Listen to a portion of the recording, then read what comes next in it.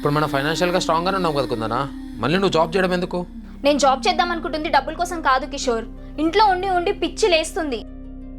కనీసం మా పేరెంట్స్ చదివించిన చదువుకైనా నేను న్యాయం చేయాలి కదా కిట్టు. అదేదో పంపించొచ్చు కదా స్వరూప, తన చదువుకున్న చదువు దగ్గర జాబ్ చేయాలి కదా. ఏ ఊరుకోయ్యా, నీకేం తెలియదు. ఇప్పుడు కాలం సరిగ్గా లేదు. నువ్వు దాన్ని తగులుకొని పెళ్లి చేసుకొని ఇంటికి తెచ్చినట్టు దాన్ని కూడా ఎవడైనా తగులుకుంటే మన కిట్టుగాడి పరిస్థితి ఏం కావాలి? ఈ అన్నం స్మెల్ వస్తుంది పెద్దమ్మా. వస్తే ఏం కాదులే, తింటే ఏం పోవు. గుండ్రాయిలాగా ఉన్నావు కదా, తిను. కానీ నిజంగా మా అమ్మ బతుకుంటుంటే మాత్రం నన్ను చాలా బాగా చూసుకునేది వదిన. చాలా మిస్ అవుతున్నాను తనని. ఈ ఒక్క డైవర్స్ వచ్చేస్తే చాలు, మనం హ్యాపీగా ఉండొచ్చు కిషోర్. ఒక్కసారి కూడా అనుమానం రాలేదురా. 20 సంవత్సరాలు నా కళ్ళు కప్పి దాని దగ్గరికి పోయిండు. 25,000 కట్నం ఇచ్చి మరీ నీ పెళ్లి చేసినాం, రాని కడిగి పడేస్తా.